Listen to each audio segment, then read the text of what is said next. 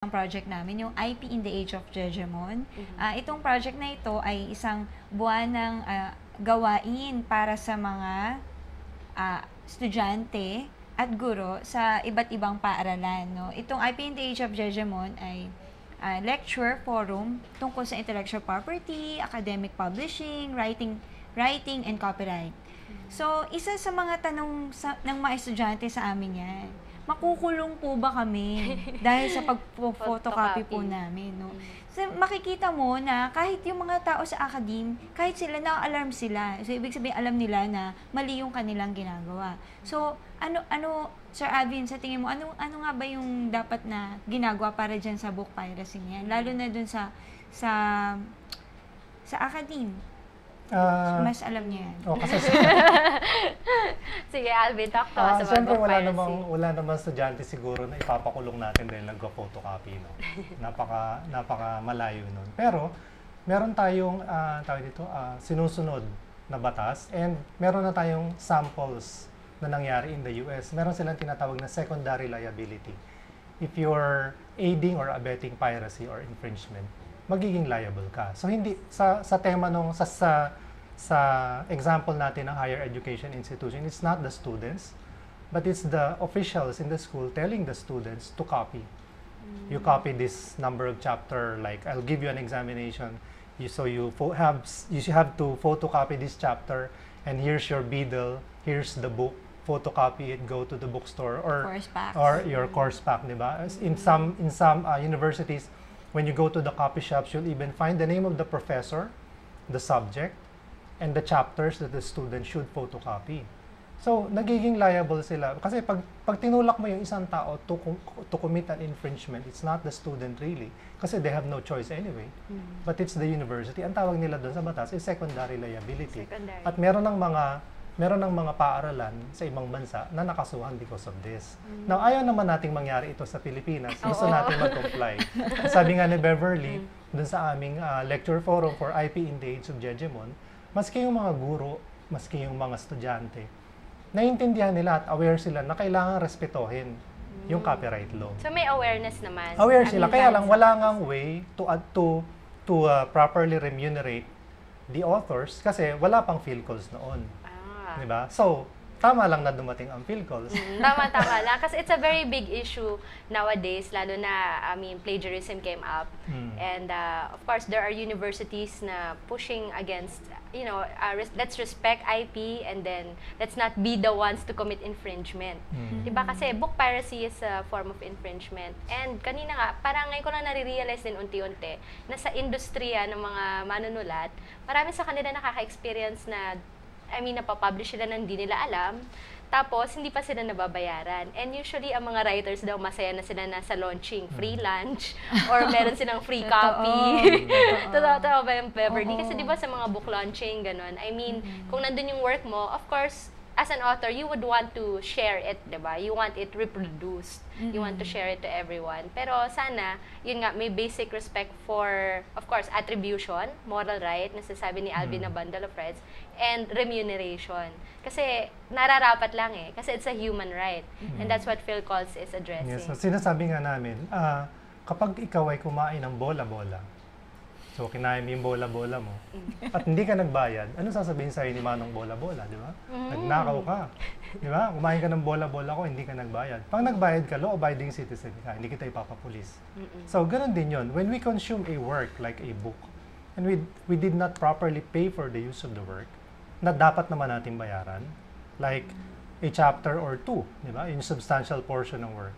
Nagamit na natin siya, na-consume. Pag hindi natin binayaran yun, anong tawag sa atin? Ganun din ang ginawa natin sa nagtitinda ng bola-bola. If we affect the livelihood of Manong bola-bola, you unjustly affect his livelihood, binaviolate natin yung kanilang karapatan to a decent life. And, I have good news for you. Authors are also human beings. Kailangan lang nilang mabuhay with dignity at kailangan nilang kumita dun sa kanilang gawa.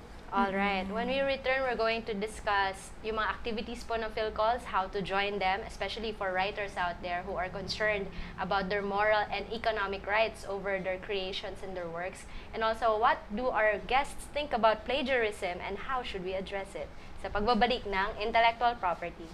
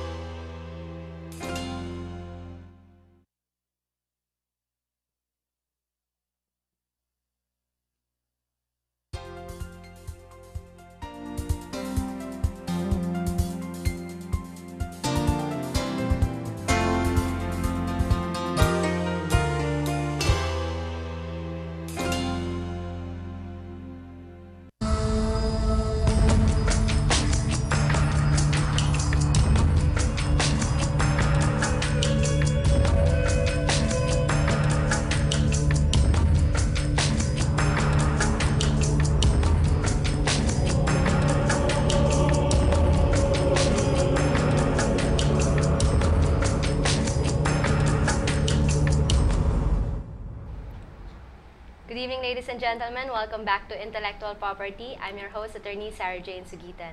I would like to thank, of course, the World Intellectual Property Organization and the Philippine Intellectual Property Office for bringing us this show every Friday nights here on GNN. Joining us in the program are representatives from PhilCalls, Ms. Beverly C. and Mr. Alvin Buenaventura.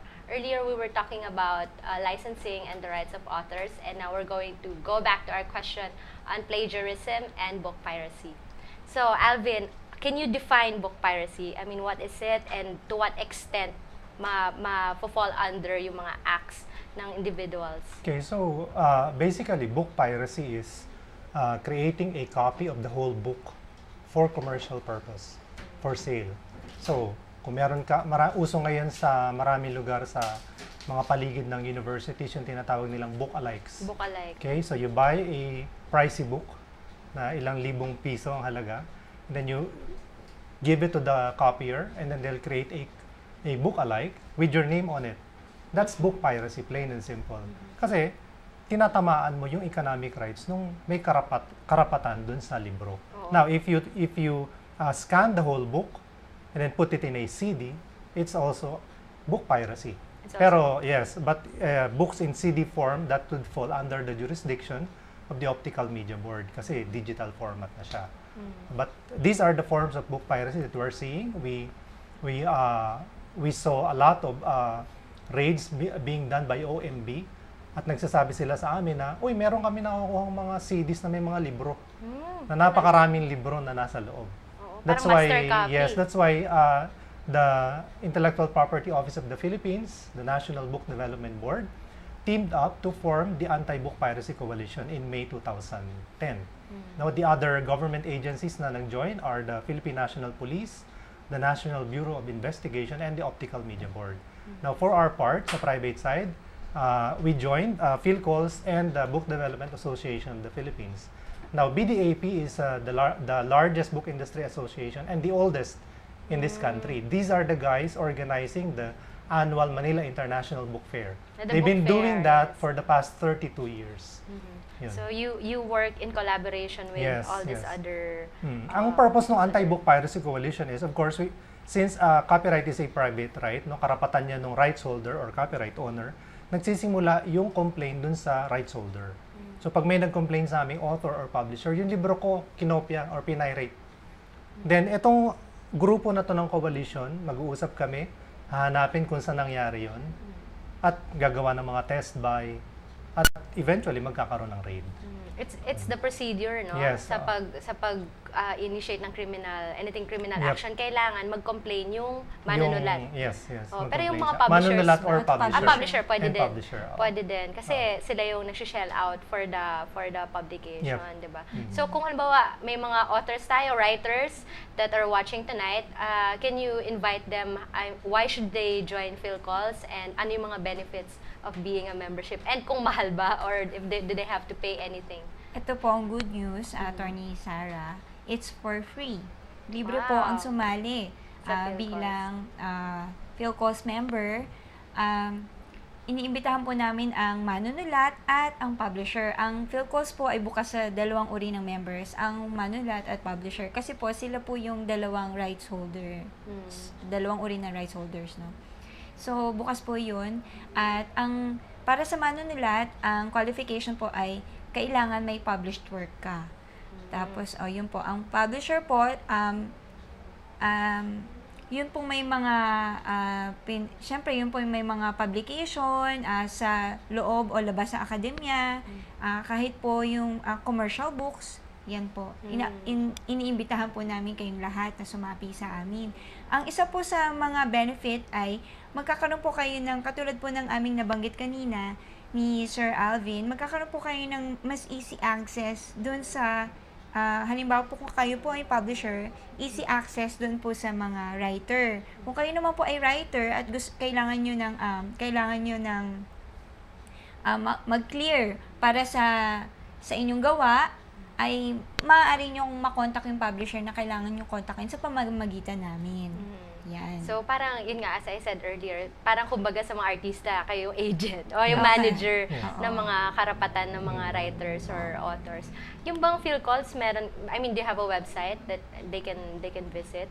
Yes, we have a website. It's http tapos /philcols filcols.blogspot.com. I So see. bisitahin niyo po ang website namin sapagkat nandito yung mga recent events namin sa mga probinsya para sa mga authors. Like we had Philcols Huntahan para sa mga authors ng Naga. And we also had Philcols Huntahan para sa mga authors ng Kuting sa UP Diliman. Iba-ibang lugar po ito. Dalawa po kasi yung aming activity para sa authors, yung Huntahan at para sa mga mag-aaral sa higher education institution, yung IP in the Age of Jejemon. So para mas maging aware po sila. Now, babalik ako dun sa tinanong mo kanina, no? Sige. About book piracy. No? Kailangan nating i-address yung problem ng book piracy kasi pag hindi natin siya in-address, magkakaroon tayo ng kultura na magiging tayong pirate haven parate. And it's a stigma to the whole country. Kasi kukunti lang naman yung nag-book pirate. Pero sa labas ng bansa, ang tingin sa buong bansa is pirate tayong lahat. Na hindi maganda. And it affects us as a nation and our status also dun sa ating mga trade partners. So mahalaga sa atin yung mga trade partners na yon. Bakit? Kasi most of them are also investors. They provide jobs for our fellow Filipinos. At pag hindi na protektahan yung kanilang intellectual property, in this case, their books, no? Magrereklamo sila sa kanilang government at yung government nila magrereklamo sa government natin. So merong mga trade sanctions. So maraming mga manggagawa sa fabrika ng like semiconductor or garments na naapektuhan because of this. May That's mga why we really consequences. have to do something about this. Oo, may mga consequences kung mababrand tayo na lahat ng, I mean, pangungopia siya kahit yung, I mean namang authors, meron ding mga issue na ikaw kinopya mo yung work ko or ako na unang nagsulat niyan. Ganyan, will Phil Calls also address yung mga ganong concerns? Regard if that is plagiarism, no? Now, plagiarism is copying another person's work and passing it off as your own. Like a copy, for example, I copy a chapter of a work and then tell my professor na sa akin yun. Siyempre, obvious na, no? It's a chapter. So, yung mga copy-paste na ginagawa ng mga estudyante. Hindi dapat. Nakakalungkot. Kasi ano yun sa setting ng anong punishment for plagiarism. No. Now, if you're a student, you are supposed to be honest. Kaya ang punishment dyan ay nasa loob ng paaralan. Now, either babagsak ka or bibigyan ka ng failing mark or you repeat the whole course. 'Di ba? Kasi moral offense yun 'Di ba? So, walang makukulong sa plagiarism. Nangopya ka, ikulong ka, hindi. No? Pero, mawawalan ka ng degree or Kulong hindi ka ka sa classroom, papasa. sir. 'Di ba? Kulong ka sa classroom. Kulong ka sa classroom. So that's plagiarism. Actually, you can plagiarize. Sabihin, marami nagpe-plagiarize through cut and paste. Now, copyright infringement, yun ay pag binayolate mo yung mga bagay na under copyright pa. Diba? Kung nasa copyright pa siya at ginamit mo siya without proper permission, then that's infringement. Yun yung pagkakaiba ng infringement and plagiarism. Beverly, what do you think about plagiarism? Oo. Gusto ko rin idagdag dyan yung tungkol sa plagiarism.